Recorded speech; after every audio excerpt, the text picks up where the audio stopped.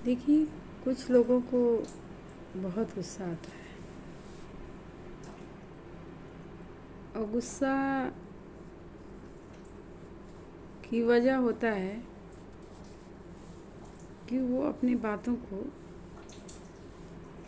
बता नहीं पाते।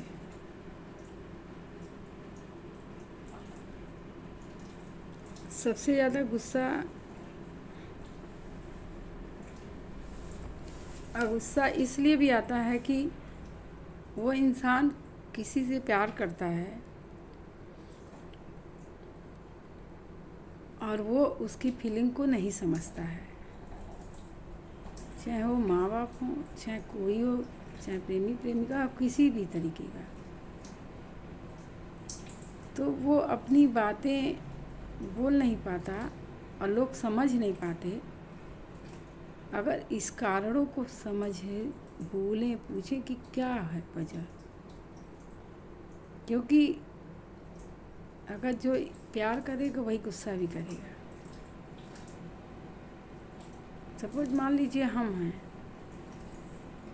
अगर मेरे घर में 4 लोग हैं, मुझे ज़्यादा उम्मीद है किसी से, एक पर्सन से, और वो मेरी फीलिंग नहीं समझ रहा है, मैं उसके लिए किए जा रही हूँ, वो नहीं समझ रहा है, तो गुस्सा आएगा ही। क्योंकि एक इंसान प्यार कर रहा है, एक इंसान झूठा दिखावा कर रहा है, तो अब इसलिए कि गुस्सा आएगा। वो गुस्सा इतना आता है, जो प्यार करता है वो जान तक देने को तैयार हो जाता है। वो इतना भयंकर गुस्सा होता है, वो पूरा तहस नहस कर देगा बच्चों को, चाहे वो अगर हस्बैंड वाइफ का हो, दोनों का हम बता रहे हैं। अगर पति जिसका अपनी पत्नी को मानता है, पत्नी उसका नई फीलिंग समझती है, वो दूसरे की फीलिंग ज़्यादा समझती है, तो उसका पति गुस्से में गलत कदम उठाता है या घर में परेशान करता है।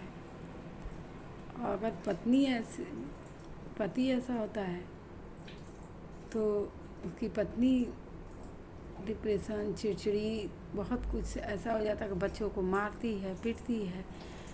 अपना गुस्सा उतारे कहाँ?